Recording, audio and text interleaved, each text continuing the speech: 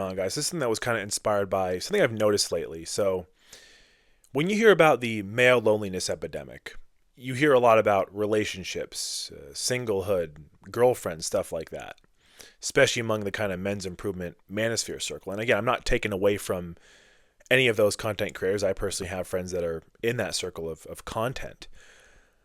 But something I don't hear talked about really much at all, if not at all, is this lack of friendships and support networks that you see nowadays amongst men. And I personally believe that a big part of that, perhaps even a bigger part of that, is men not having a good support network, men not having genuine relationships or friendships like they should. Now, I'll put it this way. I've also heard some real horror stories about relationships, dating stuff. So in many cases, from what I've heard and seen, some folks might be better off being single. That's not for everyone, but we've all heard horror stories and witnessed horror stories. But when it comes to friendships, this is something I think could also apply to women. But when it comes to friendships, having a real support network, people who really have your best interest, I think is so important. And something that seemingly is less common than it should be. Now, a friend of mine had this idea, which I want to credit him to give me this idea, but there's been a big confusion too, I think, with acquaintanceships and friendships. What do I mean by that? Now, when you look at someone's social media, they might have all these followers, whether it's a certain amount of hundreds of followers, thousands of followers, whatever it might be. You might think to yourself, oh, they're pretty popular, right? But how many of those people do you think would actually be there? Let's say if their car broke down or if it was 10 at night and something wild happened, right?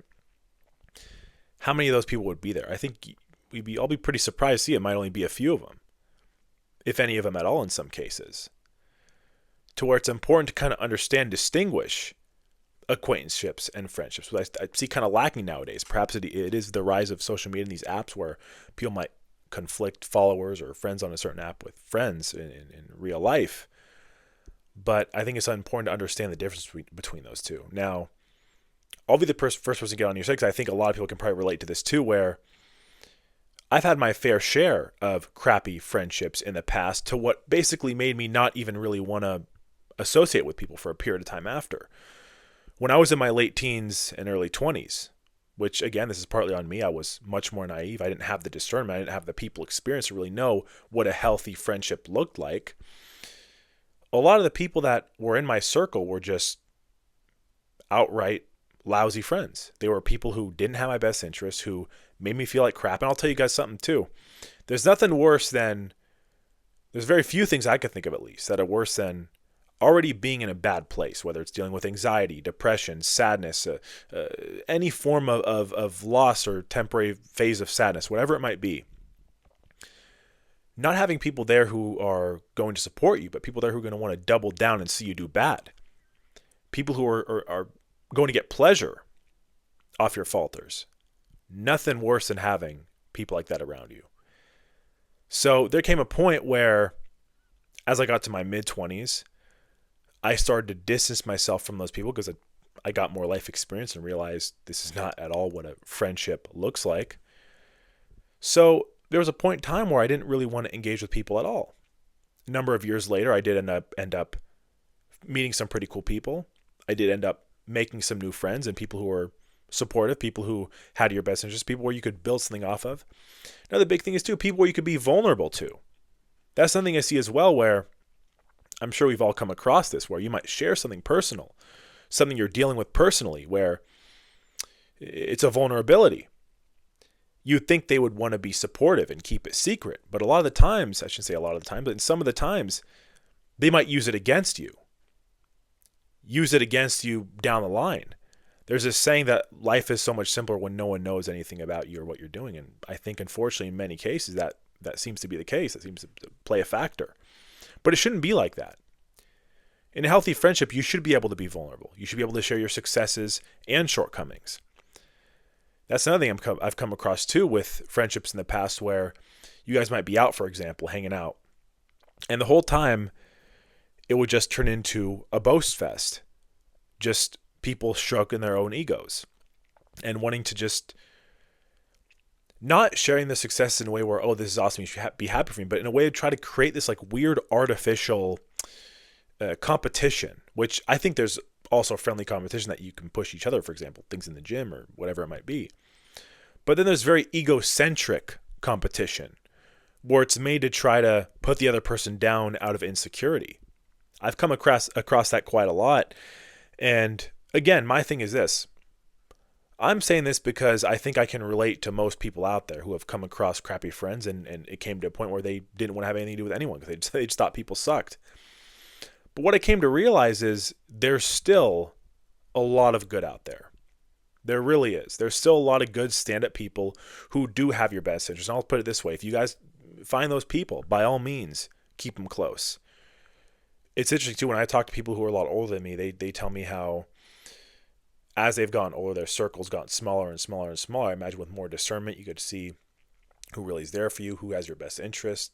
Of course, people go their own ways in life with relationships, career stuff, whatever it might be. But that definitely seems applicable. I think back to with high school, where so many peers of mine, so many kids wanted to be popular. They wanted everyone to know their name. They wanted to get invited to the parties. But how many of those people you really think were your friends? You know what I mean? For example, someone gossiping about you when you're not in the room, that's not a friend. That's certainly not. That's some weird kind of toxic relationship, some false reality, if you think that's a friendship. And I think a lot of people fall into that mistake of having these toxic friends, and even too pushing substances. I don't know how much that I can say on here, but substances on people from a young age that I've seen people even destroy their whole lives because of stuff like that, with peer pressure and all that kind of stuff. Doesn't seem like those kind of people would have your best interest. Now, of course, as we grow up, you come across a lot less of that. We mature naturally. We start to feel more secure in ourselves, hopefully. But just something I was thinking about, guys, because I have a friend of mine actually from high school who was, I believe, a star football player, and he had passed away recently. And I'll put it this way. He was having some demons he was dealing with. When you looked at the guy, you would think, wow, this doesn't seem like the kind of person at all that would happen to. Very outgoing, very social, like I said, star football player. And it makes you think there's so many people, both men and women, fighting battles in silence, fighting demons, where a lot of us could really use real a real support network and real good friends that are going to have your best interest and have your back and talk you out of bad things and try to help you, try to lift you up, not drag you down. That's something that I see lacking a lot, guys. It's something I see lacking a lot in terms of the nuance of it when this whole male loneliness, and I guess it could even tie into depression epidemic with me. Because as I've mentioned, there's been times in my life when I was younger and I just, for whatever reason, it could have been a variety of reasons. You know, I grew up in the weird thing too is I grew up in a good household. I grew up with both parents in the home. I grew up in a middle-class, comfortable life, but I think sometimes people get a little bit too comfortable and they don't know how good they have it. And that's where they start just overthinking and overthinking. Of course, you never know. Part of it could be with people hormonal. Part of it, there's, I'm sure, a variety of factors why people might feel a certain way. But my point being is sometimes you just need someone there. As a man, like brotherhood, honor, loyalty, those kind of things go a long way. And it's seemingly becoming harder and harder to find nowadays. Could also just be proximity. I think with the social media stuff, with everyone kind of being glued to their phones, you maybe see a lot of people going out and seeking friendships as well.